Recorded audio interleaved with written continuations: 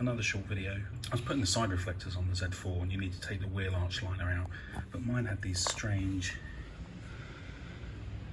connectors holding it in, and actually you can take them out, they've got a little pin inside, but actually there's no way of putting them back in. So I got off eBay, I think it was about £4 or £5, about 20 of these.